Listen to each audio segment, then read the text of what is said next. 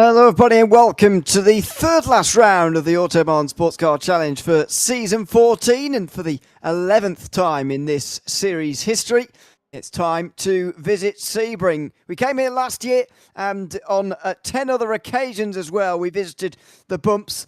It's the right time of year as well. We're only a couple of weeks away from the 12 hours of Sebring, both in the real world and indeed in the iRacing simulation as well. I'm sure a few of these drivers will be able to take some of the practice they will have got from tonight's race into that one in a few weeks' time as well. It is the normal hour coming up with myself, Ewan, and James Parfitt alongside me, as well as we get to the business end of this championship. Both drop weeks now have been applied to all of these drivers. We've got some championships to figure out, and with 2 rounds to go after this one, it's really getting to the business end now. It definitely is, and I think it's going to get really, really interesting and quite exciting. I am interested to see how it goes, whether or not certain championships are still going to be up for grabs after this round. It's going to be interesting to see GTP, Pat Pelchat.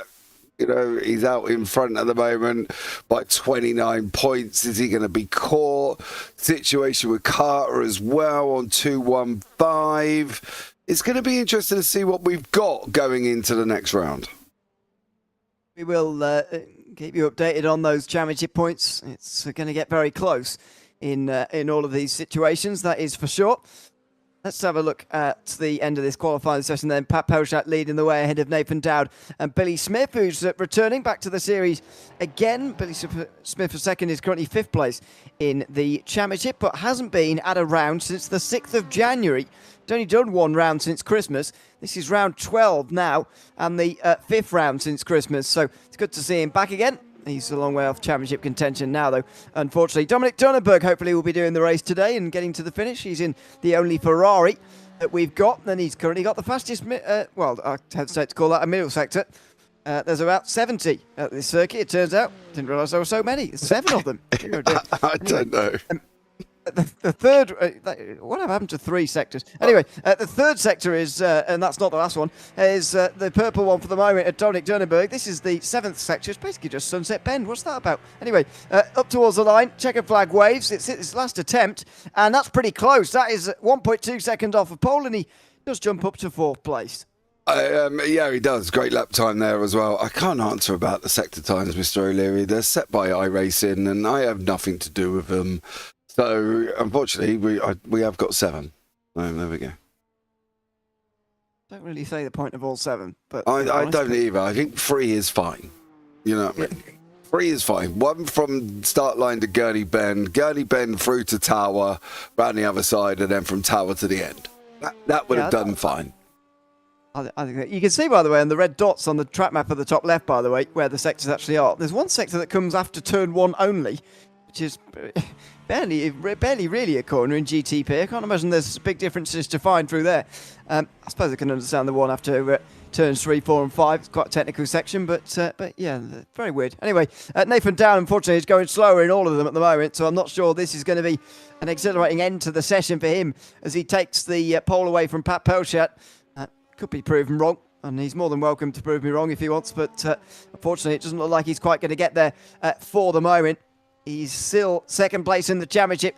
He gained another 7 points when the second drop week got applied, because his drop week is a bit lighter. So he's only 31 points behind, but he needs to start gaining points if he even wants to carry this on to the very final round of the season, in which is going to be pretty difficult for him to do.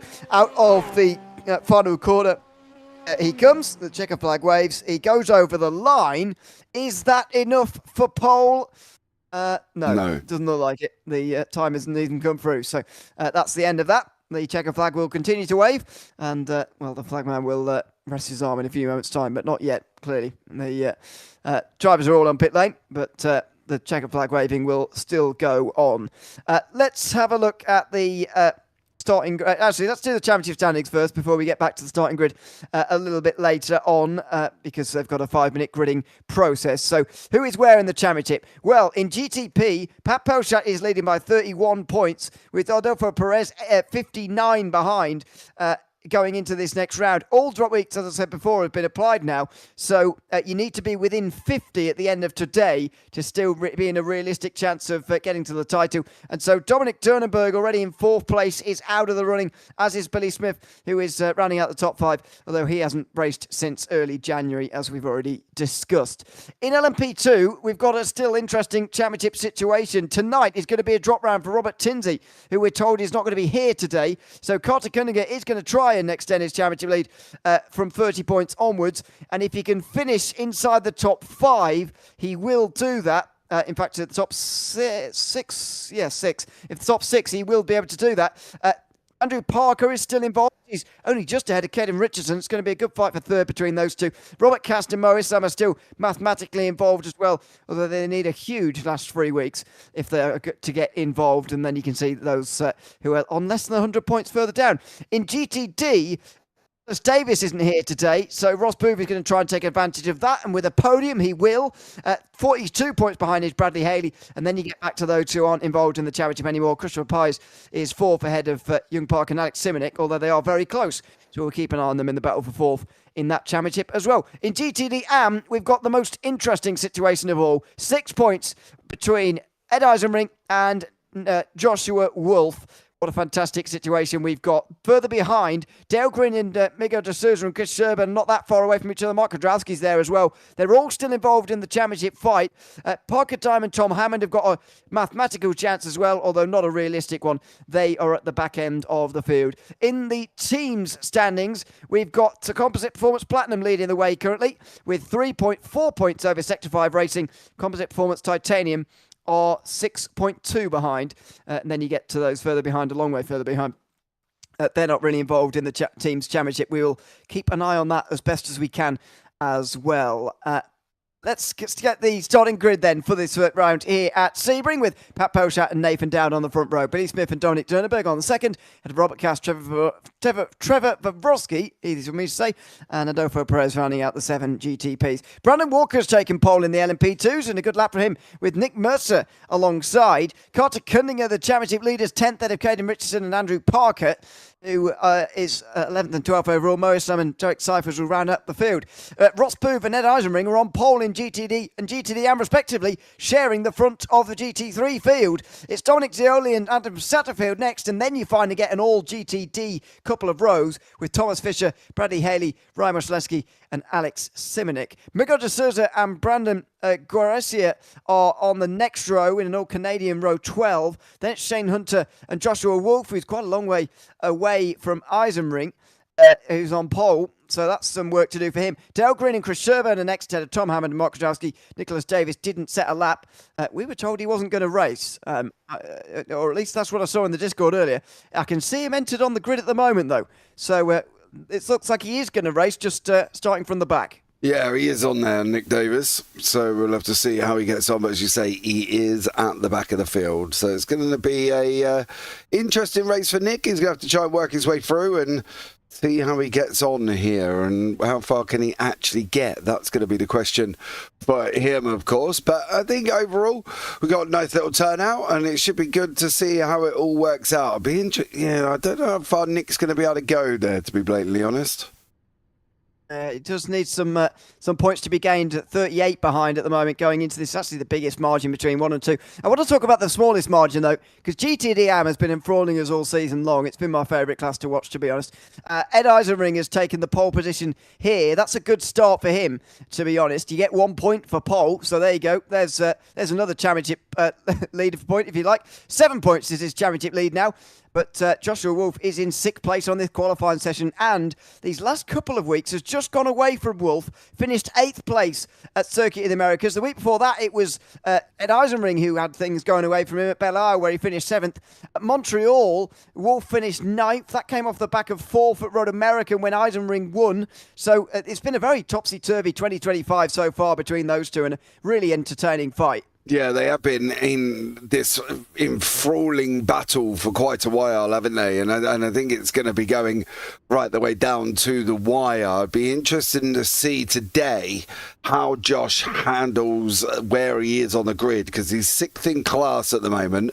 He's 26th overall, and he's literally 10 cars behind Ed Eisenring. So for Mr. Wolf, he's going to have to take and make overtakes, and he's going to have to make them cleanly. Otherwise, he could end up finding himself dropping down that order even more. We'll see how they get on as this field gets underway. I believe it's 5-minute gridding each time round, and we've barely got a formation lap, to be honest, haven't we? So we'll be underway very, very quickly here in the Autobahn Sportscar Challenge for the 11th time at Sebring. It's the only track we've been to 11 times now. There's almost every other number's been covered by multiple tracks, but some very bizarre reason we've only got Sebring on 11, so make that make sense. But anyway, they make their way towards the final corner now, and they get this race underway, and they're going to need to get packed up pretty quickly here. Look at the GTPs in the background there. Who's that going slowly in the background? It looks like Billy Smith, who's not getting away at all on the formation lap. He's now racing up to the back of the rest of the field with the rest of them in tow, and just about the 7 GTPs get into line in time for the 1-hour race to get underway. It's round 12 of the Autobahn Sportscar Challenge in season 14, and the green flag waves. Pat Pelchat not waiting round to get going again. So successful in 2025 so far. Pat Pelchat leading in towards turn 1 again as Smith and Dowd fight over who's going to chase him down first. Brandon Walker holds on to the lead in LMP2, and they leave a very small margin up to the GTPs, putting faith in them that they will have a clean opening lap, and it looks like they have done. Into the turn 1 come the GT3s, and it's Ross Boob who's had a good start. Ed Eisenring's being just going through the middle of the pack here. He's going backwards. Satterfield gets into the lead in the GTD AMD. He goes right round the outside there in the Porsche, and there's one of the Mustangs in the mix here as well. It looks like Fisher, who's third in the GTDs, has got through as well. Here on the outside line comes Alex Simonik as well in the McLaren. Through turn 5, Simonik gets through as well. Ed Eisenring has gone from second place overall in GT right the way down to about 6th. Yeah, he has at the moment as well. He's dropped down 4 places from where he started. Ed Eisenring, not a good start for him. Great start from Pat Pelchat in the GTPs, and Brandon Walker. Really difficult at the moment. They had literally 1 turn to try and get lined up. It was always going to be hard, and they've got it, and they've managed it, and they've made it work, which is great. No real dramas for anybody who's got away at the moment, but for Pelchat, he's away and gone. But Billy Smith has got Nathan Dowd and Dominic Durenberg tucked in right behind him. So it was really hard from where they started. I almost expected the pace car to go around again to basically allow them, but they didn't give them much time on the old pace lap this time. Not this time round, but they just got themselves sorted out just about in time. So that's good news for everybody. Further back, by the way, Dominic Gioli took the lead from Ross Booth on the start there, by the way. Too busy watching Ed Eisenring falling back through, effectively just through the middle of the field. It was like there was a black hole just sucking him in. And unfortunately, he's down to 6th place now. He's still only 2nd in the AM class, which is going to be the silver lining there. But he went backwards and backwards. And going forwards was Dominic Gioli. Up into the lead of this race. He qualified 2nd, but that's really 3rd when you look at the overall GT order. And he got immediately through on Ross Booth in towards, I think it was turn 3 where he got through. And here it is, the Mustang leading the field. Then it's Booth, then Fisher, who's 3rd. That's Thomas Fisher. Then Alex Simonik, who got up the order in the McLaren. And just in the middle of them there is Adam Satterfield in the Porsche. He's in the 3rd place overall at the moment. He's right behind Booth and off. Dominic Gioli's off and he's going to spin in front of the field. Oh my goodness. Booth there had to stamp on the brakes, and again they're going to have to stamp on the brakes here. He's on the apex, Gioli. Oh dearie me. Ed Eisenring was being dived as well by Bradley Haley, by the way, as that was all happening. So he's down another place as he went round the long way. Haley's through, as is Wasilewski. Ed Eisenring loses another couple of places, but not as many as Dominic Gioli, who went for a wild ride there through turn 1. Oh, dearie me, didn't he just? He ran a little bit wide, and then he just couldn't get it back. He tried to power through it, and then it was just all squirrely, coming across the track. I don't know how Booth missed him. I really don't. And fair play to the rest of the GTD field for avoiding Dominic Zaioli there, because that could have been absolutely dramatic and majorly taken out some cars there as well. But yeah, for Isering at the moment, I don't know what's going on, but he is going backwards. He's now come into the clutches of Wolf. He is not very far ahead of Wolf. In fact, he's only 1.2 seconds, considering he had 10 cars. He's now only got 4 car gap. So for Isering, he's got to get his pull his finger out a little bit and try and get moving, because at the moment he's going backwards faster than he's going forwards. Well, the silver lining again is that he's only losing places to GTD drivers at the moment. So actually it looks pretty bad, but it's actually not too bad. Not as bad as it looks anyway for Ed Isering. He has certainly lost that safety buffer he had of other drivers between himself and especially Wolf, who is only now 2 positions behind him, which is going to be pretty concerning as to how quickly that's happened in just 2 laps. But he hasn't actually lost very many points in the last few moments, which is the real key here. Wolf needs to start gaining some, of course, as they continue on with the season. His worst result, by the way, so far, Ed Isering, came all the way back early in the season at Suzuka, where he finished 11th. So we're getting to that stage in the season now where it's actually not possible for some of these drivers to get a drop week, because their worst score is worse than they actually can manage in a worst case scenario today. So that doesn't help. It means that every round matters at this point for these GTD AM drivers in this tightest of championship fights that we're seeing at the moment. How great is it, by the way, to see one of the Mercedes out of the field as well, by the way. Brandon Garcia is in the this one, the green Mercedes. Very much like seeing one of the other manufacturers out on there on the circuit, and is looking for a podium at the moment. Miguel de Souza on the defensive towards turn 7, hangs on this time. Yeah. The interesting thing, I was talking, I can't remember who I was talking to. I don't know if it was you or not, to be blatantly honest, but we had a GT3 film. No, it wasn't. It was actually an Australian broadcast that did over the weekend on Sunday, and the majority of the field for GT3, and I'll say majority, about 10 or 11 of them, was Mercedes, and it was the Mercs at the front end as well. So I still think the Mercedes is a good car. I just don't think people like driving it, to be blatantly honest with you. What track was that? Oh, dearie me. Hold on. I will. I can't remember. Dude, I can barely remember what I did the other 2 days ago, or yesterday, to be blatantly honest. So you're asking me a question now. Where was I? We were at, funny enough, we were at bleeding Sebring. Oh, okay, fair enough. Yeah, I was just wondering whether that maybe played a role in it. I don't really have an answer as to, any circuit that would have said, yeah, that definitely makes sense, or no, that definitely doesn't make sense. I was just asking. No, it was Sebring, to be honest. That goes to show how bad my memory is. I'm literally at Sebring, and we were at Sebring on Sunday, and I completely forgot. Adam Satterfield needs to be a little bit careful here. He is having some internet issues, and he keeps blinking around. So for Satterfield, he needs to be a little bit careful, because he is blinking a bit, and has been doing it for the last few laps. So I'll be interested to see how that one pulls around.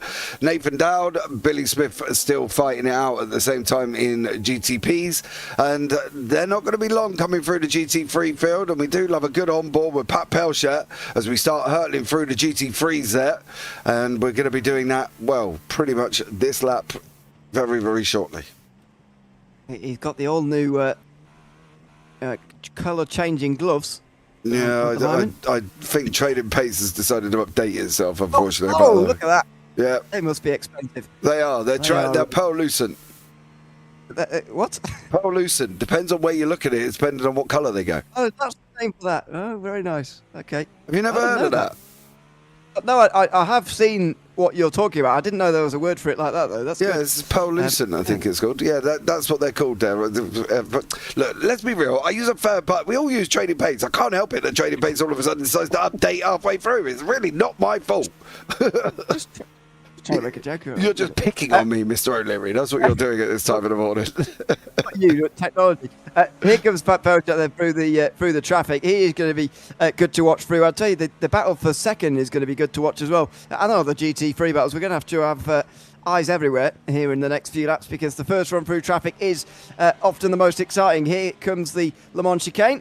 It's very nicely done from Pelchat. Just slow it up in time to just nick past the Accurate on the right-hand side. Still a long way down the GTD Field here. That was Chris Sherman and Dale Green. He passed in reverse order. Now through some of the more top-end GTD AMs. That was, I think, past Hunter. No, Hunter's just up here. Kudrowski. Is Shane Hunter. Yeah, Kudrowski was the last one there. Now he's going to go the other side of Wolf, and he'll go down the inside of Gracia. And there's a bit of a bigger gap, actually, now between him and Miguel de Souza, who's still just in behind Ed Eisenring. And Pat Pelchat negotiates with both of them here in short order as well. Oh, Dowder's got it wrong, though. Dowder's got it wrong. I said the battle for second was going to be interesting to watch. I didn't think it was quite going to end in accident. It was actually a bit of side-by-side going on just up in front here. That Dowd. Oh, wow. Oh, dude. Great move. But some may say a silly one.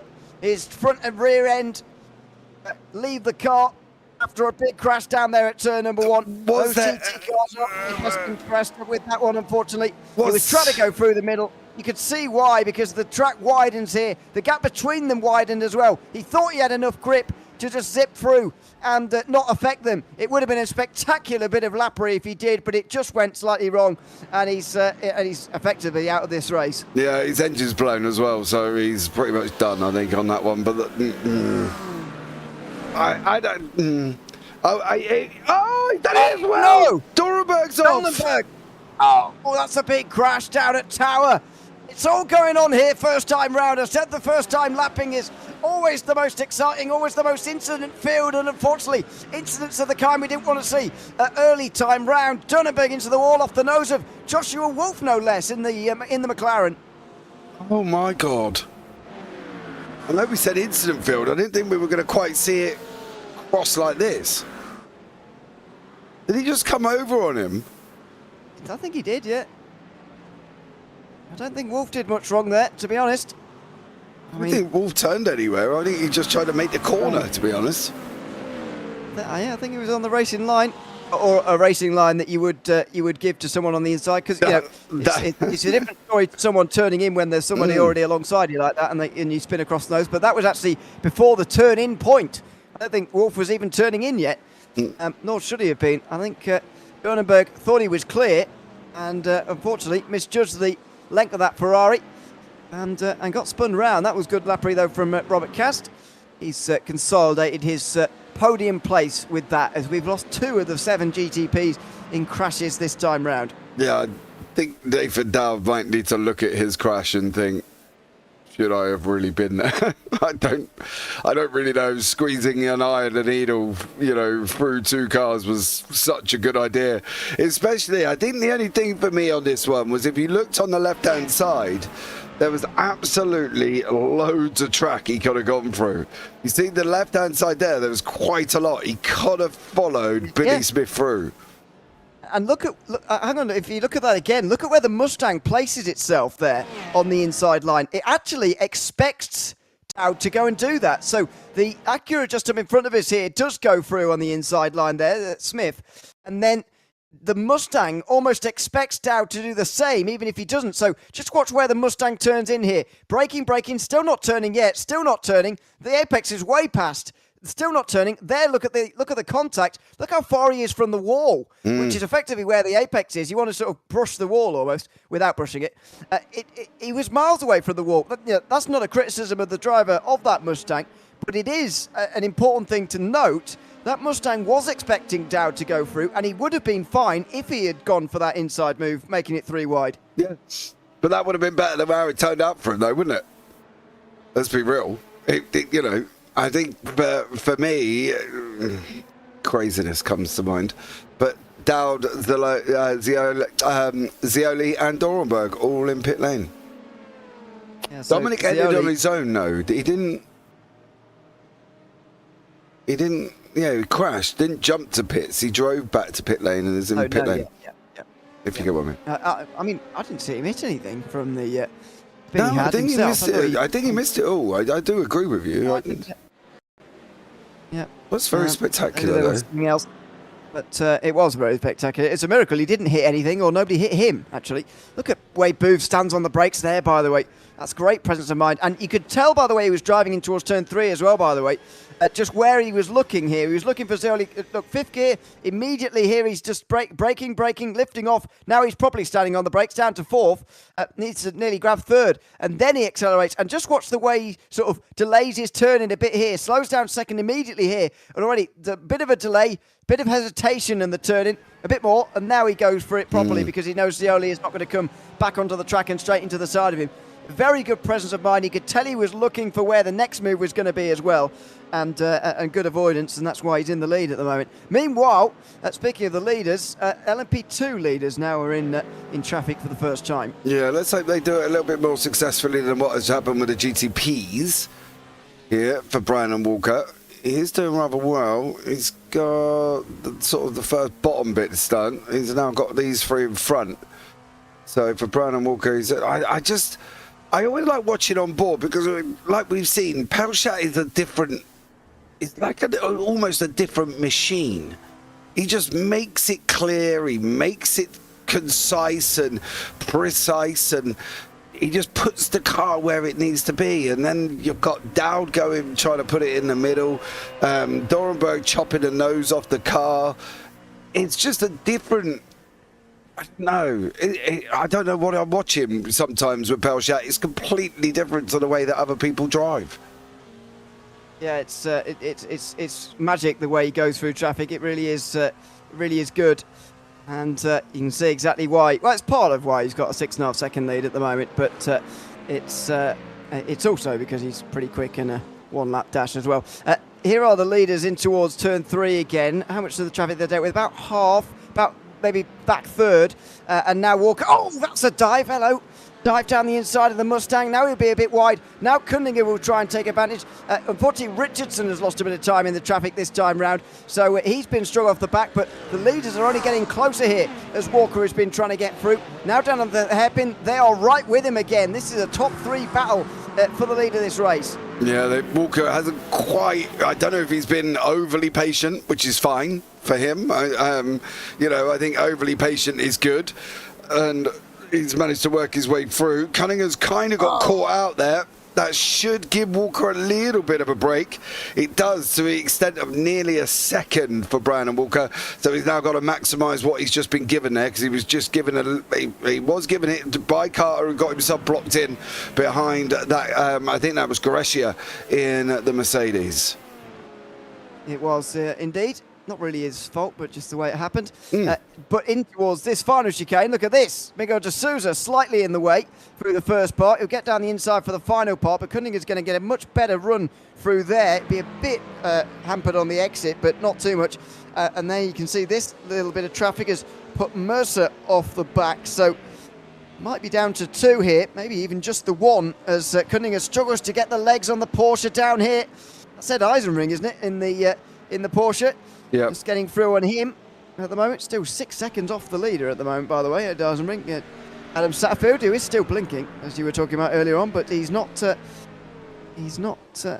being caught, even while he's blinking. Now, Walker slow through turn 1. Here comes Cunningham. Surely he's not going to make it 3 wide here. The track's not even wide enough. He'll get right up close and now he'll go to the outside. That's an ambitious attempt. He's not going to manage it. And again, this leading battle gets closer in a bit more traffic. Yeah, they've only got, I think there's about 4 or 5 of them in front at the moment that they've got left to do.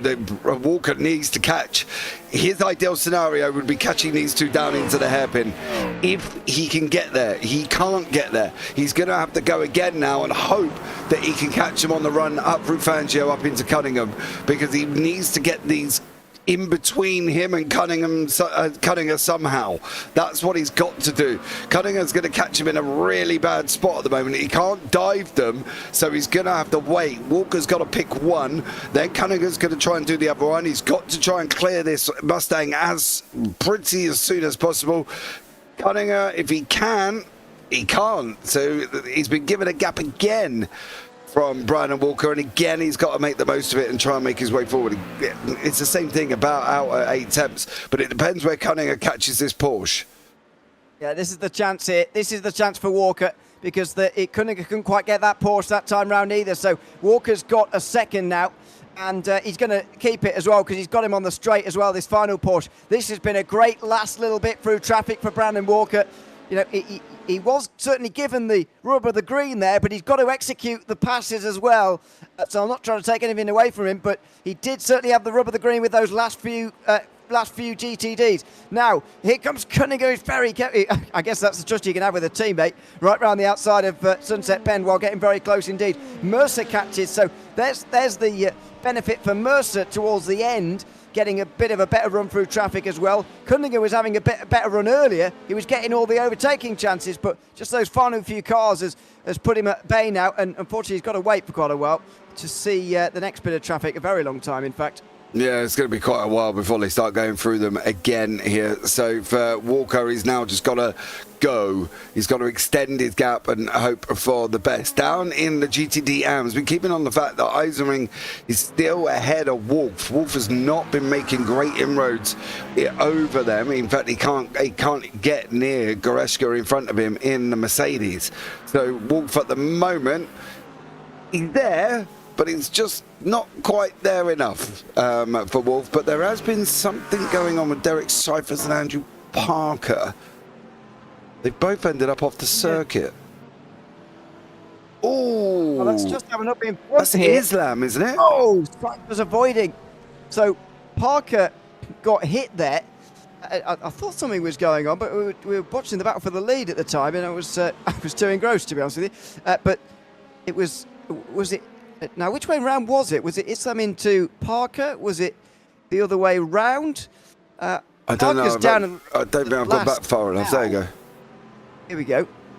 Who got into who here? Parker gets past the Mustang first. Moisam's just misjudged that. Got straight into the side of Parker, and he knew it immediately. He slows down, but he didn't actually let him back through again. But he'll have damage through that. Cyphers did a very good job actually to just throw himself straight off the road and avoid. But Moisam was so busy catching his own car after getting up on the curb through the grass, he went straight into the side of Parker there. Yeah, that's what I was going to say. He caught the curb and unfortunately unsettled the car, and then he had to play catch with it and try and get it. Nick Davis is currently side by side with Shane Hunter. Nick obviously wasn't going to be here, but then was here, had to start at the back, and is now trying to make his way through. So at the moment, he's +8 positions for Nick. I think that's pretty much the biggest gainer of all cars in the field. It is, and he's now going after Josh Wolf here. But he's got quite a way to go up to Ryan Wasilewski before he catches up with the other GTD Pro drivers. Yeah, exactly. He's up 1 for points, unfortunately, and that's the only who is down on pit lane. So, you know, he's had a successful drive running through some of the GTDMs at the back of the field, but unfortunately he's not got much reward for it at the moment with regards to points. That's Robert Cass just in behind, by the way.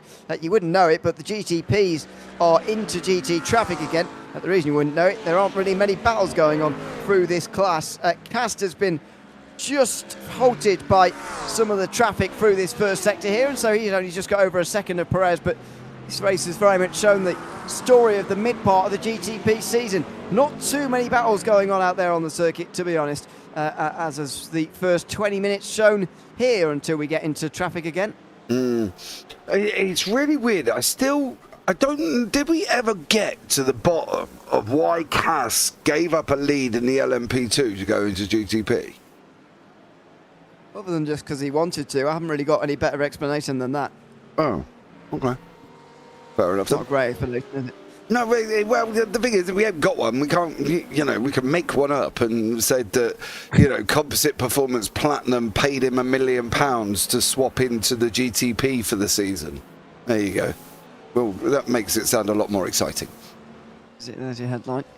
I've got no idea, actually.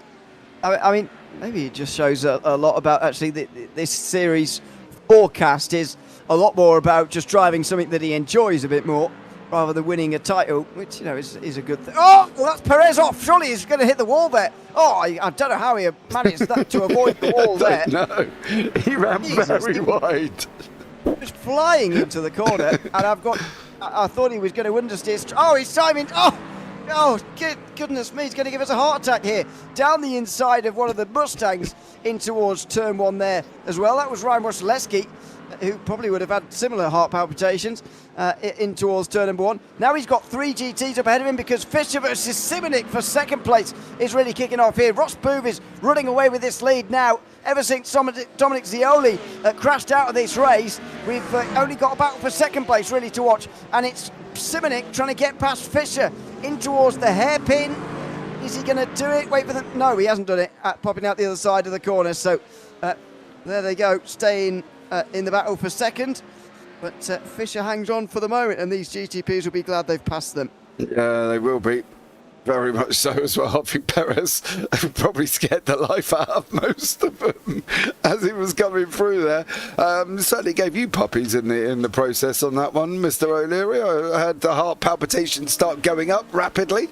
So, yeah, interesting. I'm glad he made it through, to be honest. After all, we didn't think he was going to make it round sunset, let alone going anywhere else. In the GTDs, mind you, we got this battle, obviously, Simonik and Fisher. Fisher in that Mustang at the front, up 4 places. Great start for Fisher. He was one of the ones that cleared Ed Isering, who just sort of, for some reason, went rapidly backwards at the start rather than going forwards. But he is sitting in second at the moment with Simonik and Haley in behind him. So this could come about, but they've kind of been in the same place for a while with the same gaps. So no real gains or loses for either of them. No, and that's pretty remarkable, really, considering the prototypes they've just had going through. They've just had all of the prototypes going through, because not long ago the LMP2s were through and the GTPs not long afterwards. Now the GTPs are passing the LMP2s. It's a pretty busy part of the race for the top class, to be honest. After the second time through on the GTs, they've got to do the other prototypes that are a bit slower than them, but not that much slower. So it is a bit of hard work to try and get through, and by the time they manage that, they'll be into suddenly GT traffic for a third time, although then at that stage in the race we do start to see a few more pit stops, and we are now in the middle point where pit stops and making it to the end certainly are possible. In towards turn 7 again with this battle for second place, and they again continue to run single file. It did seem that the prototypes coming through in them, actually, it was giving chances to Simonik, but he decided not to take one of them, and so he's still stuck in third behind Fisher, who's having a pretty good race, to be honest, to be second currently. Yeah, I think that's the thing. You just got to try and keep it where he is now. As you say, Fisher's having a good one, and he's probably enjoying himself out there at the moment in the GTDs, and fair play to him. Why shouldn't he enjoy himself? But, he's just got to sit back and kind of think about hitting the apex, making sure he's there every single time, and he's gonna get himself involved in it. And fair play, the Mustang's is a good car around here. It's got some gruff, it's got some oomph on it. It's going to be able to keep it ahead of the McLaren behind, and should, in theory, catch the Porsche, because we know the Porsche's top end is pretty meh at times. But for Fisher, keep going, son. Have fun while you're out there. It's good to see him running up in second at the moment, having such a good run of things for now. Towards sunset again. So many different lines being taken again through here. The most difficult corner on the circuit. Probably the most iconic corner on the circuit, to be honest. And certainly one of the most challenging as well. And towards turn 1 again, which is pretty equally high speed. I did notice last lap, by the way, Simonik getting very close to the wall, taking my advice about the apex being on the wall there effectively a little bit too literally on that occasion by just skimming across it ever so slightly. Now we'll have to try and close in again on Fisher and try and get an opportunity. In this GTP traffic, by the way, the LMP2 lead battle might well change hands, because Walker is only half a second ahead of Carter Cunningham. He's only got Nick Mercer only half a second behind as well, and only so far Pat Pelchat has got past. So there's still another 4 to go, Smith, Cass, Perez and Pavlovsky, and they probably are going to have to do it before they come into pit lane as well. I mentioned earlier that the GTPs have a little bit more trouble passing than you might expect. They're not actually that much quicker than the LMP2, so I just wonder how it is going to affect them. Here comes Smith in second place to do it now. Yeah, there's not a lot of them That's the thing. If there was a field or a gaggle of them, then I'd be a little bit more apprehensive. And Shane Hunter has just jumped straight back to pit lane after having a crash, so we'll have a look about that in a minute. But I think with the fact that there isn't many, I think they should be able to just slice straight through and job done and on they go, you know, and pretty much that's exactly what Billy Smith II is just doing. He's going to patiently wait until the end of this hairpin, and then he'll get him on the run up into Cunningham. Goes left. Speed over speed takes place, and away he goes. So yeah, I think if there was more and they were closer, then I'd worry, but they're very spread out at the moment, and I think they should be fine. Yeah, it is gaps that you certainly can prepare for at the moment in this race. Just about halfway gone in the 12th round of the Autobahn Sportscar Challenge for season 14, round 12. This is Shane Hunter into the 7th corner, the hairpin on this circuit. Broken two. And he's stopped. And he's retired at the back end, unfortunately. So that's the first GTD AM to retire. I don't know why, by the way, we have that access road on the outside of the hairpin and it's just never used. I actually think that hairpin on the outside is a bit better, but anyway. Pat Pershat, meanwhile, comes into pit lane because he's onto the back of the GTDs again, and he doesn't want to do it again, only to pit and come back behind them all over again. So he's pitting in on the halfway mark now. Yeah, sensible. You know, sensible thing to do. He doesn't really want to go through them again. Just say to come back out, so he goes and dives in before he gets there. You know, it's again something that Pershat does well and manages his traffic and where he's going to catch it. Obviously, if he's got, you know, a real life spotter in his ear roll going to him, right, mate, we're going to go through pit now, then, you know, he goes and does it. But at the moment for Pershat, I don't think he's got a lot to worry about. I think it will come back out, and by the time the pit stop cycles are finished, he'll be in front again. I think so, yeah. Doesn't even really need to worry about how much GT traffic he has to pass, to be honest. He could have passed them all and then passed them again, and I think, yeah, he still would have been fine. But used the relative, saw what was up ahead and thought, actually, I'm probably better off coming into pit lane here. He's absolutely maximising everything from this race, as you'd expect nothing less from a driver like him. These guys are not that far away from GT traffic again. I wonder whether they're going to do the same and what's going to happen in the pit stop phase as well, because this is the longest I can remember for a little while in LMP2 or any of the classes, actually, where a leading 3 or more has stayed together for the entire first half of the race. It's been a while since we've had this. I think because normally after that first run through, they normally spread out and then they end up, spread out.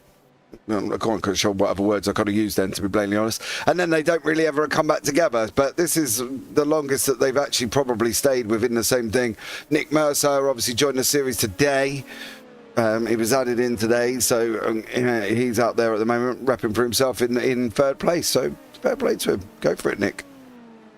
Quite like his livery as well. I know that Red Bull liveries are hated. They're not. They're not. Right. Hold on. There is stories. They are a Brit, right? But that's normally there's a reason for that. Brandon Walker's got in pit lane, by the way. Normally, and Caden Richardson. Normally, the reason for the Red Bull liveries being hated and official is because normally the person in the Red Bull livery is the first one who goes out thinking they're Max Verstappen and causes a big, massive crash.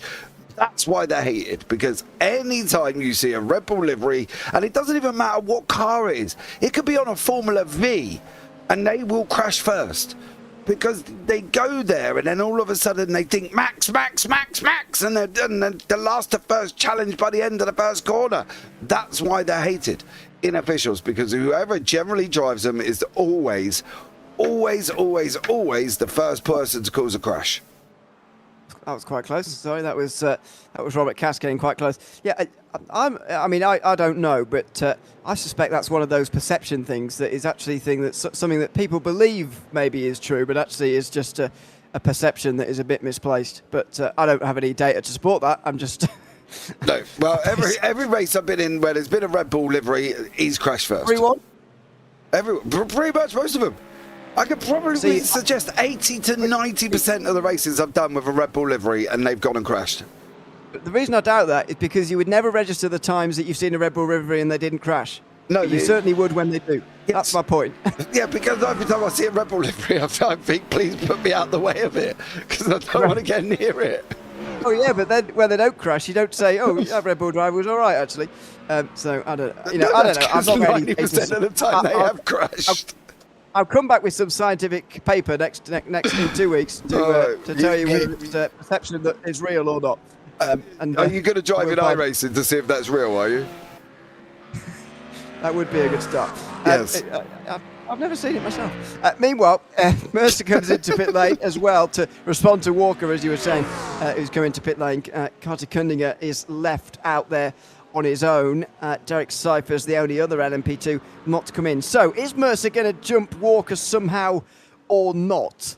I'd be surprised if he does, but, impressed also, and we'll see if he does.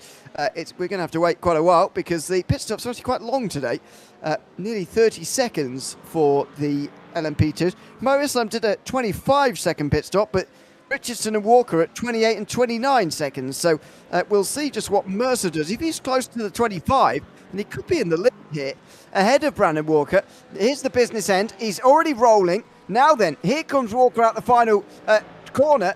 Mercer's going pretty far at the end of the pit lane here. His pit stop was actually longer, but his outlap might have been better, or he's in that rather. Here he comes out the pit lane. He's got to get up to speed here. Here comes Walker. He'll be coming up, flying up at full speed, but no. Mercer's ahead. Now, does that mean that Cunninger's going to be definitely ahead of both of them? Or what does that mean for Brandon Walker? Has he just lost some time? That's very interesting indeed. Oh, he's got to get up to speed though. Sorry, he's got to get up to speed here, Mercer. And that's what's done it for him. So Walker's outlap obviously slower as he's getting back up to speed again. And Mercer's now experiencing the same thing and he's been overtaken pretty quickly. But is that tyre thing that we were talking about? If they have changed tyre, I'm not saying they have, right? Don't get me wrong. Is that the thing we've seen when Carter told us that they've changed the model, haven't they, on the LMP2? Because Mercer was out in front. He should have bolted away and gone, but he didn't look like he had the grip to go anywhere. It was more like he was just not moving, in conjunction with the fact that Walker caught him up so quick and passed him, and Mercer didn't really have any reply. That was a very, very weird move from the fact that Mercer was out in front, but then didn't look like he had anything on the racetrack to be able to put down between him and between the car and the track. Yeah, that was a tie game, I'm pretty sure of it. And I think we're about to see an exact replay of it for Cundinger. So watch him come out in front of Walker here and then lose the lead pretty much immediately. I'm going to predict that's exactly the same thing that's going to happen here, because don't forget, while we weren't watching him, because he wasn't around anyone, Walker was just getting himself up to speed slowly, as you sort of have to in this car, and then he got on it and then he overtook Mercer. He was up to full speed. Takes a lap or so. So here comes Walker. He's not going to get the lead initially. Cunninger's going to hold it, but watch him get overtaken here, Cundinger, on this lap, although he's got a big lead. He's got a much bigger lead. How long was his stop here? 29. Well, it was the same amount of time. Yeah. Longer, in fact, than Walker. So watch this. 4 seconds as he came out of the box. Already down to 3. Out this corner, it's going to be down to 2. If the Walker doesn't go off the road, there you go, 2.5. And so Cunninger's actually got a big advantage, but he's going to lose a lot of it this time around. Mercer's now 2 seconds behind Walker. Yeah, It's a tie again. Yeah, it's got to be. If they've changed tyres, it has to be the fact that you've got zero grip in the LMP2 since it's come out. And as I said, I do remember something about Carter mentioning that. I can't remember when he mentioned it, because he did say, I'm sure he said something about the LMP2 has changed. But it's down to 2.1. So, yeah, but he had a bit more of a gap than what Mercer did. But Mercer just looked like Bambi on ice. He just didn't really have anything. It's the tyre warm-up phase, and it's still going on for Mercer, by the way. He's 3 seconds behind Walker now. It maybe even takes a couple of laps to get up to speed, but Walker's got 2 laps warmer tyres than Cundinger, and so he's going to be a lot quicker for the foreseeable future. Whether he's going to actually get through or not could be a bit closer than I initially envisioned, actually, but at the moment, he's still losing time, and Mercer's still losing time as well, by the way, as they get back up to speed. My question would then be, why on earth would you change tyres anyway? But that's besides the point. Through the final corner for Cundinger. Careful doing this on coldish tyres. He's got away with it on Walker, on Josh Wolf, in 5th place. He's also made his stop, although he's having less trouble getting his tyres warmed up, that's for sure. Through turn 1 again. Now, outside lap for Cunningham. He can't, well, he did it with a bit of a laborious attitude almost, and now Walker just gets through with ease in towards turn 3. Watch for this. This is going to be a battle here. Walker needs to strike on this lap while Cunningham's still getting up to speed, because Mercer is up to speed. It took him about a lap and 3/4. Cunningham's lap and 3/4 out the pit lane's coming up quite quick. Yeah, it is, and Walker's got to try and get him. He had a 4-second, mind you, it was about 4 seconds he had to pull down on him. So he's still got time. I think Mercer, he's got about probably another half a lap to go. 7 tenths. He's got to get him soon. Otherwise, it's going to be Cunningham will be up to speed and it will be game over. But I think at the moment, it's all on Walker to try and make a difference here. But I'm not really sure, to be honest. 7, maybe. Maybe by the end of the lap, possibly he might be on the back end to have a go. I think he's done at least the job of catching before the tyres have warmed up, but I don't think he's done all the work to actually get through here. So this is going to be the running order. It's going to be Cunningham versus Walker for the win here. In the other classes, we'll do an update as to where everybody is when they've finished their pit stops in GT, but Pat Pochat's still leading ahead of Billy Smith and Robert Cast in the GTPs by some margin. Ross Booth is still 5 seconds ahead of Fisher, who's now got Haley right behind him, and that just begs the question whether Simonik and Wasilewski and maybe some others are going to actually get ahead of Fisher here out of the pit lane. They're just on the front straight right now. Where is Fisher? He is there with Haley right behind him. There's Simonik. He might be ahead here. No, he's just running around the outside line, and he's not quite going to get them. So Fisher and Haley actually running away quite comfortably there for second place. That's Satterfield just up in front, by the way, with Ed Eisenring in second place in the GTD AMS. Then Miguel de Souza right behind him. So Ed Eisenring still a couple of places ahead of Wolf, although Wolf is up to 4th. Yeah, same thing where he was when he went into pit lane. They didn't really change much over the first part of the race, did Eisenring and Wolf. Nick Davis still moving up still in 6th place. Wolf is still up where he is. I think that the only thing Wolf did manage to do is clear Brown and Garaska. And I think that was the one he did get clear, but he's moved himself into 4th. Again, not really making inroads on the guys in front. There's like a 15, where is he to Ed at the moment? 12-second gap to Ed Eisenring. So for Wolf, it's just more about trying to keep it where he is at the moment. But this gap for Walker and Cunningham has come down again to half a second. If Walker is going to go, this is where he's going to go try and do it. Oh dear, look at the traffic they've got up ahead here. It might be the last time they have to do this, but either way, goodness me, that's a long line. And this could be pretty decisive for the race. So Cunningham's not got the rub of the green that time round, first time round. Walker's going to close right in here. He's going to get through as well on the McLaren, who's going to see him come in just about. Wasn't going to be pleased about that, Alex Simonik.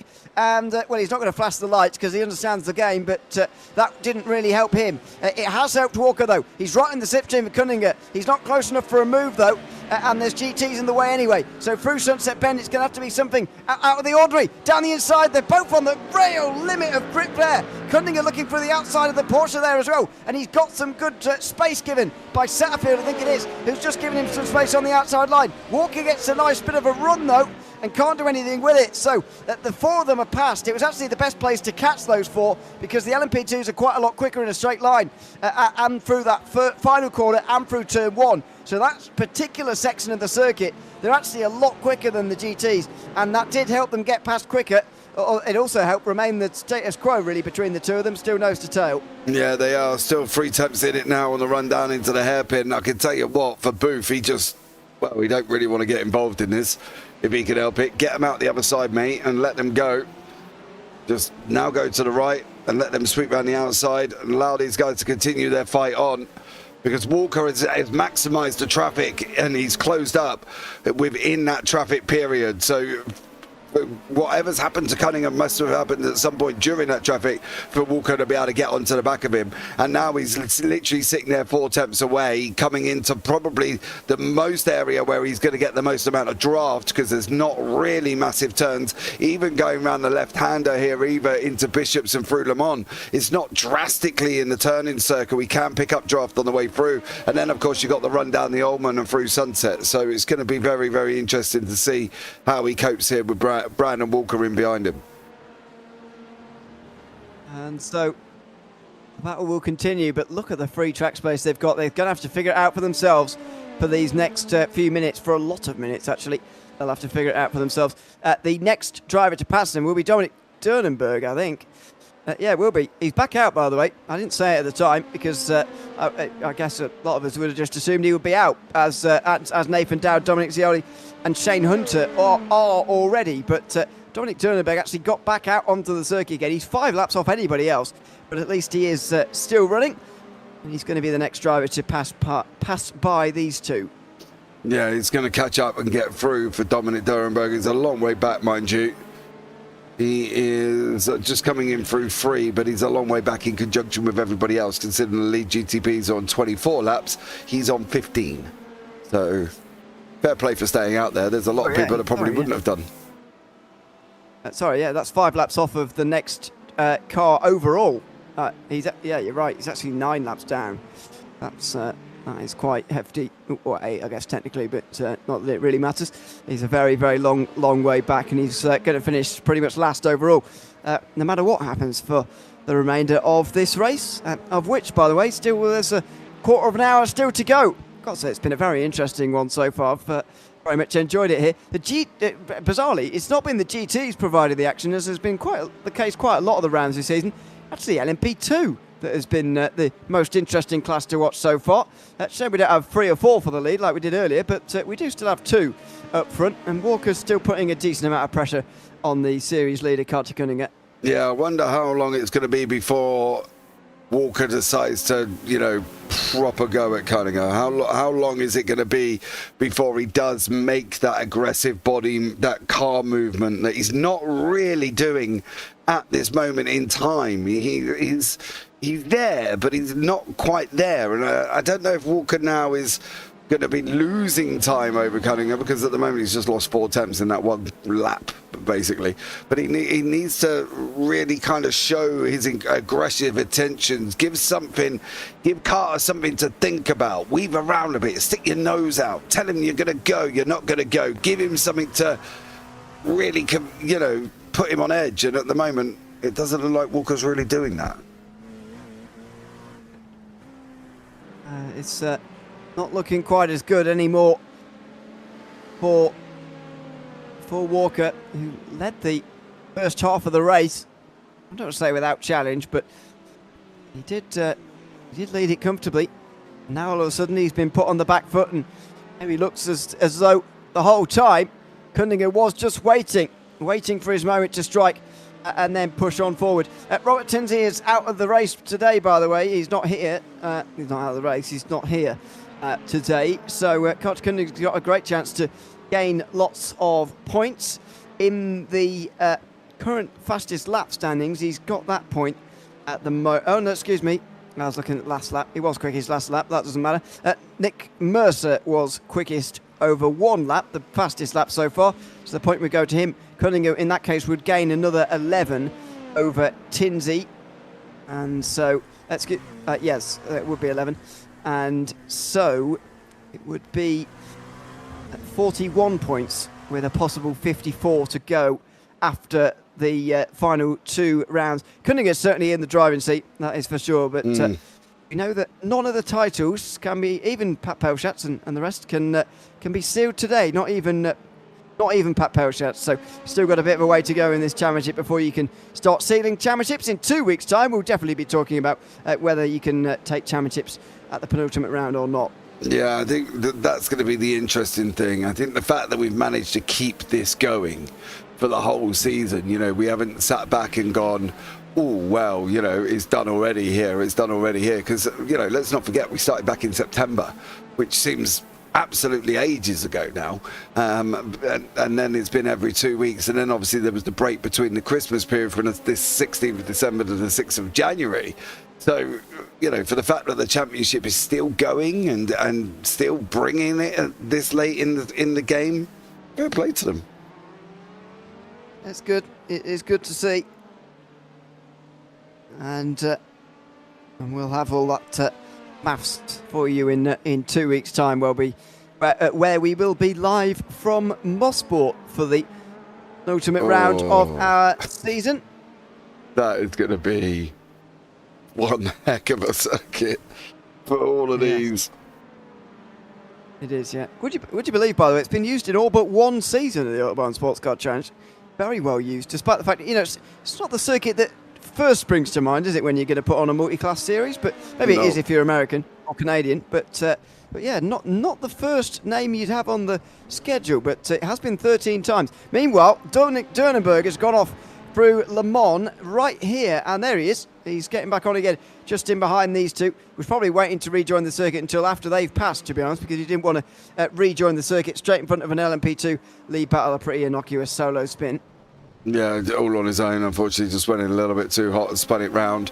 This is the closest battle on the racetrack. This isn't just ignoring the rest of the field. The only other one would be Tom Hammond and Dale Green, but even that's just spread out to over 7 tenths as well. So it is this battle for LMP2 that we will be focusing on, possibly, might be to the end of the race, unless something miraculous happens and other people get back together. Could indeed be to the end of the race at this rate. Through the first sector they go, and Walker continues to try and get over Carter Cunningham in any way possible, really. With just over 11 minutes to go, I'm getting the feeling he is a little bit closer. Didn't want to initially get quite so close, because otherwise you will burn through your tyres very quickly indeed. But Walker here just not quite able to get close enough to make a move. And I get the feeling that he is, and maybe it'd be weird to even think this as a driver, or certainly say this, but maybe he's missing the traffic a little bit, missing the opportunities that are presented to you by traffic, and in open play, as it were, with no obstacles for these two. There's not much opportunity for Brandon Walker. I mean, but isn't it easier without traffic to make an overtake? I don't know. Well, it Shouldn't depends how it it falls, theoretically be? Depends how it falls, really, in my mind. Traffic could present you with a very easy overtake. It could also make it very harder, as you say. So you need to get a bit lucky, in a sense. But I just feel at the moment that, with no one around them, nothing's really happening to put Kundinger off his stride, and Walker's not fast enough to present an opportunity on his own. He needs to be quite a lot quicker at Sebring to me. I say quite a lot, a bit quicker. And it just looks like these two are quite evenly matched, to be honest, and that's not quite enough around here. Yeah, he does need to be a little bit more pacey, doesn't he? And I think he just might not have it. You know what I mean? Has he struggled to keep tyres in temps? Is he struggled to do anything along them lines? Because you can see there from the tyre situation that it's 24 degrees on track, as the fact that Sebring is quite a tyre wearing circuit. Has it played a part for Brandon Walker? He just doesn't look quite as fast as he did in the first part. Not quite at the moment. He is the car trailing now, which I just wonder whether that's playing a role or not, because when you are trailing compared to in the clean air, it's very different. Here is some more traffic again. The final 10 minutes of this race is going to be traffic filled for the two LMP2s, and he just goes a bit wide there, Walker. He could have got a bit closer to Kundinger and past the Acura with him, but now there's going to be a car between them. He's flashing the lights, he needs to go, and he's gone for it. Down the inside through that part, but he's not going to get the Porsche in the same way that Kundinger is. They're going to be pretty much evens through there, although slightly in the benefit of Kundinger there through that bit of traffic. Slight lose there for Brandon Walker.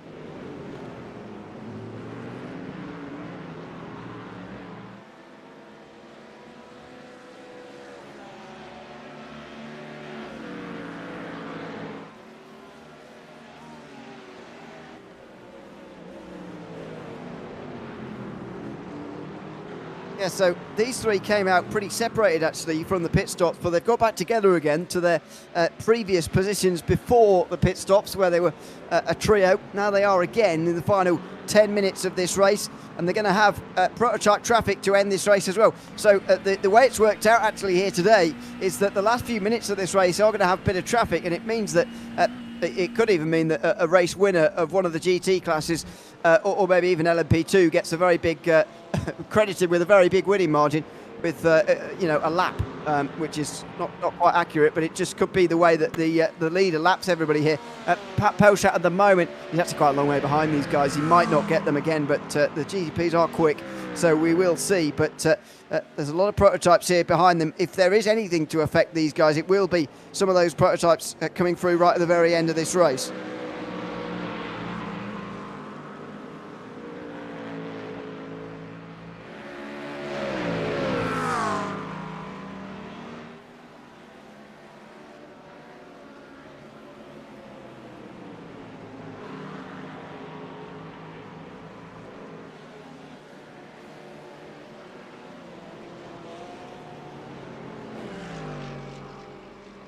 Oh!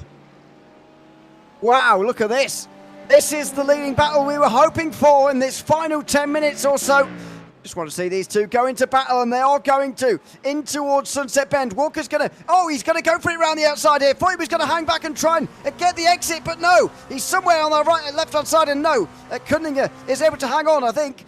Now he's going on the defensive line again here, with Walker on the outside line. He was quite brave to try it round the outside of Sunset, to be honest. Will he do the same at turn one? No, he's going to back out here. The smarter thing to do. Now get the better run and get a line in towards three. Cunningham saw it coming, so he defends the inside line. Here comes Walker. He's not going to be able to go around the outside there either. Maybe can he stuff it down the inside at five? Not this time. There's the first chance. There's the first side-by-side moment between these two. Now more traffic, and you look at that there. Guaracia getting straight out the way of these guys, and Cunningham was trying to follow the slipstream. Walker wanted to try and get on the inside. He was close there. He could have had a dive, decided not to. With just over 5 minutes to go.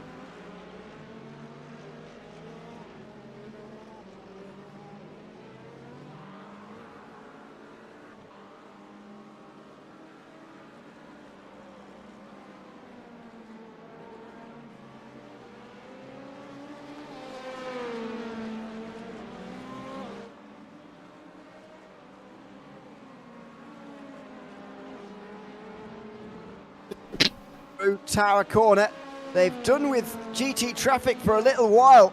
Josh Wolf is next in line, but he's quite a long way ahead, so not much left in terms of traffic for these guys to negotiate. It will be behind them. Billy Smith coming through. Is he going to split these two apart in these next few moments? Pat Pelchat, meanwhile, making his way over the line, is going to signal 3 laps to go, and it's going to be 3 to go, therefore, for these two as well. Here comes Smith. Does he split them apart, or does he get them both? Cunningham's going to go wide here to try and let him through. He'll break early. Hope that Walker doesn't try and follow through. And no, he doesn't.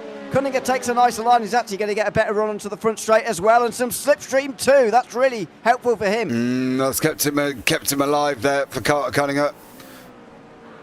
But Walker's not done, and with, 2 laps maybe to go? We might get another one in, depending on where Pat Pelchat is at the moment. 3 laps, yeah.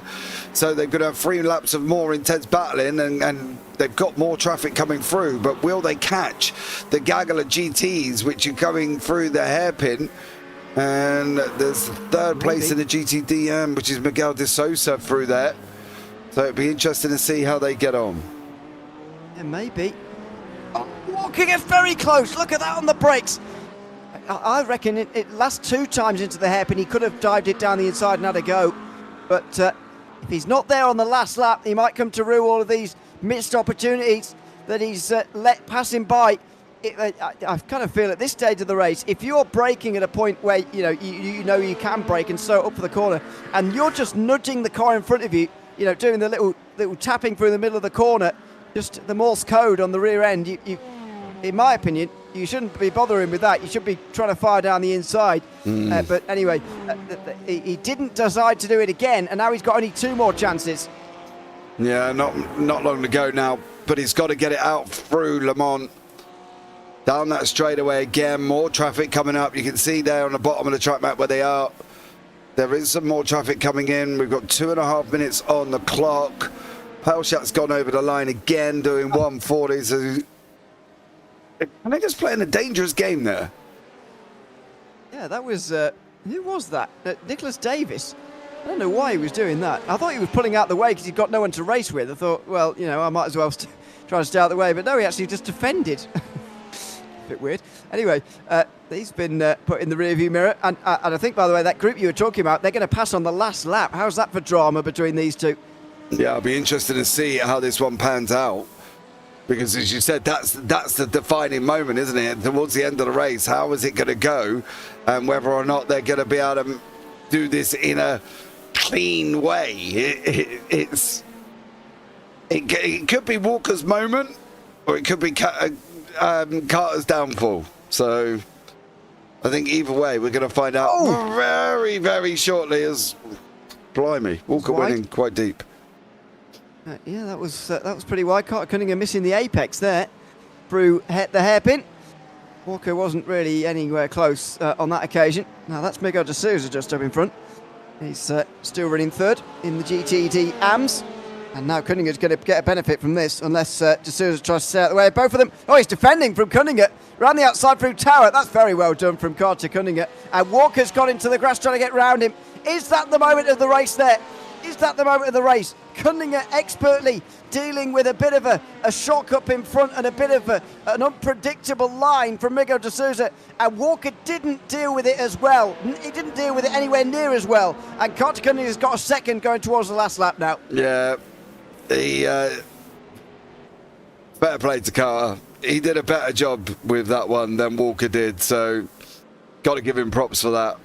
I think that could be it. I think that could be done and dusted. We'll keep an eye on Pat Pelchat. He's on the run down through Gurney Bend at the moment.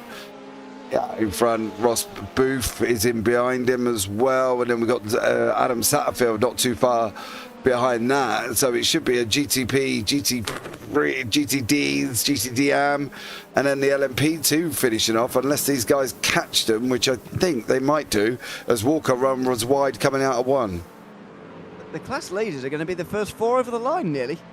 I think that's probably the first time it's going to actually work out this season. Yeah, it's not quite going to be literally like that, but it will be quite close. So there you go. There's very close for second in GTD, just up in front. Haley trying to pass Fisher.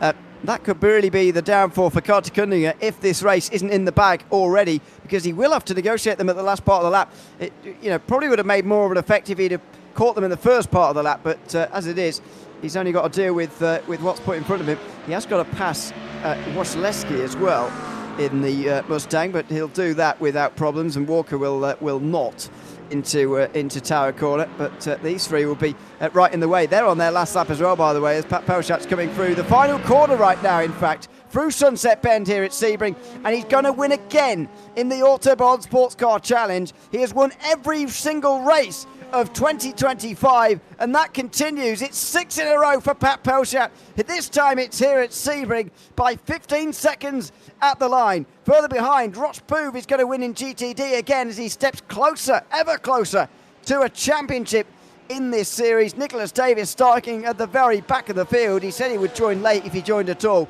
and unfortunately he has lost a lot of points as a result of it. Ross Poove wins again, this time in GTD. In GTD-AM, Adam Satterfield's put on a very respectable performance indeed. In fact, he's going to finish second overall as a GT. As behind him, it's Carter Cunningham who hangs on from Walker. He had those free to negotiate at the very final corner of the race. He managed that, and he managed the gap to Walker perfectly to take the win. Yeah, he did. And you were right, by the way. They were literally nearly the first cars over the line. What's the four leaders? Because there's Carter Cunningham, there's Ross Booth, there's Adam Satterfield.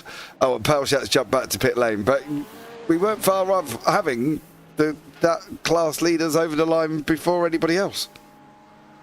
It's very bizarre. Doesn't often happen like that. So the results are actually going to be quite reflective of what actually happened. What normally happens in multi-class racing is that somebody's won by a lap in one of their classes, and you think, well, that's not really accurate, is it? But that's just the way they all cross the line. So we'll get some accurate results at least. There's the benefit of it all, as Chris Sherburn makes his way over the line. Further behind, Green is just about going to hang on from Hammond for 8th place. That's been a battle going on for the last few laps of the race, but Dale Green is more than comfortably hung on there for 8th position.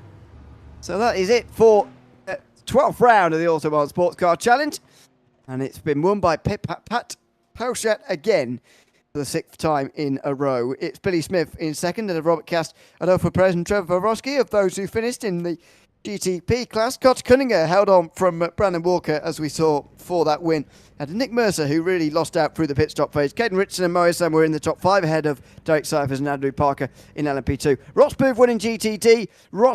Adam Satterfield won in GTD AM ahead of the 3 battling drivers in GTD. Thomas Fisher, Bradley Haley and Alex Simonik crossing the line all together. Ryan Wojciechowski finished in 18th place overall in the end. That is 5th in GTD. It's going.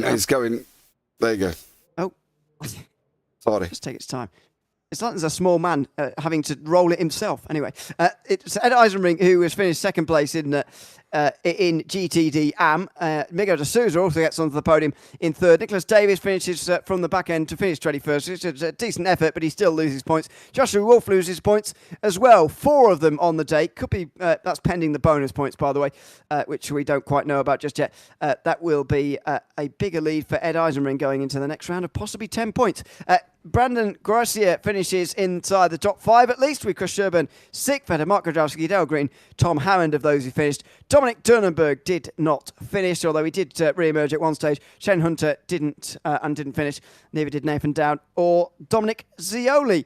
Let's have a chat to the 6-time race winner, the last 6 races of this series, Pat Pauschat, who can now join us. Welcome in, Pat. Good to have you with us, and congratulations on another win. I mean, I feel like I ask you this most weeks now, but did it look as comfortable as it, or did it feel as comfortable as it looked, I should say, that time round?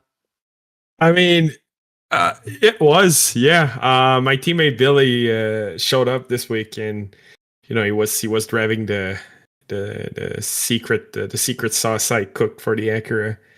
So he was fast, man. He kept me on my toes. I had to keep pushing because otherwise he was gonna close that gap. But yeah, I think our car was flying this week.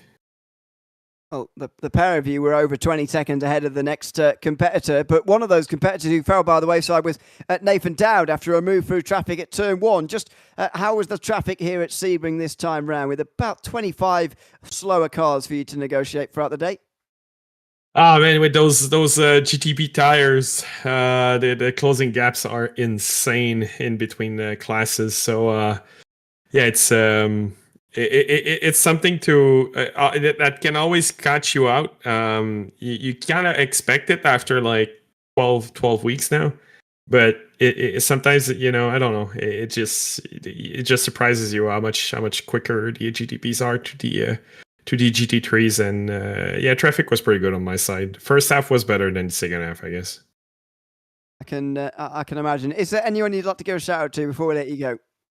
As always, our team, Solpec Precision Racing, Brudzi also, RDoc, all of our sponsors. I mean, we wouldn't be doing what we're doing, the level we're doing without them. To Autobahn, actually, for hosting this this championship, and you guys, the broadcast crew. You guys are doing an amazing job. Thanks very much, Pat. Congratulations on the win again tonight, and thanks for chatting to us. Thank you. Thanks very much, Pat Pauschat there, 6-time race winner, 6 times in a row, and since the turn of the new year, he has not lost in the Autobahn Sports Car Challenge. Carter Cunningham won in LMP2 in a much closer fight, and he joins us now as well. Congratulations, Carter. It was a great fight to watch between yourself and Brandon Walker in the second half of the race, and it was all going on through the first part as well. First of all, tell us about those last few laps when the pressure was really on.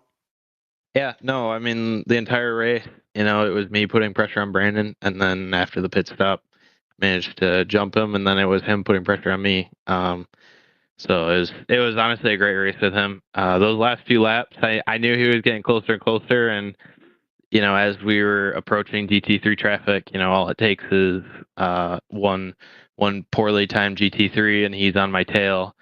And then, yeah, it was basically just full defense mode at that point. Just give him the outside, make him go the long way around. Super fun, super close racing with Brandon. So, yeah, managed to pull it out at the end with a little bit of help just for some poorly timed GT traffic for him. But it's a lot of give and take here. It's all about the chances you take and where you take them and how much you're willing to risk. Yeah, absolutely. I mean, tell us on a separate point about the pit stop phase this time around. I know that you've been messaging us in the past about the LMP2 tyres and the changes that have gone on, but I've never seen, even in iRacing as a whole, to be honest, over all the cars, I don't think I've ever seen a tyre warm-up phase be so pronounced. It was very exciting to watch, I've got to say. And I think more cars should be a bit more like that, actually. It'd be a bit more exciting. But just tell us about what that's like to drive and what was really going on there through the pit stop phase, as everybody who came out seemed to be really slow. Yeah, so I knew when it was coming to the pit stop, I was really hoping Brandon would take the bait and he would pit, seeing the GT3s come up in front of us there. So he pit 2 laps early. I could go an additional 2 laps, and all that gave me is knowing that the tires are really cold coming out of the pits. I think I came out of the pit lane and he was almost a little under 5 seconds behind me, and by the end of that lap, he was a second and a half. So it's all about just making sure, you don't spin up the tires too much.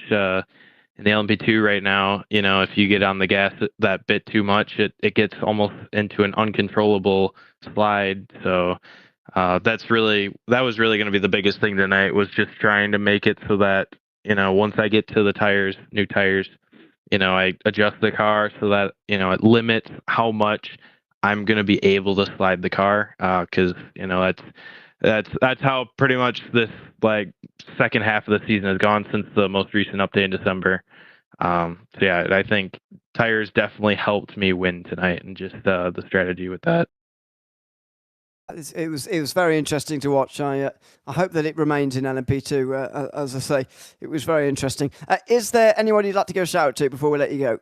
Yeah, I'll shout out the boys at Composite Performance. Special shout out to Brandon for that race. That was honestly super awesome, and definitely one of my most favorite races this season. Getting to race teammates that hard and that clean is awesome when that happens. And then our sponsors, Grid, SimLab, P1 Docs, Tam Liveries, and you guys, obviously, because you guys put on quite a great show. So I missed last week at Coda, but I made sure to watch all 60 minutes of the race last week. So thank you guys.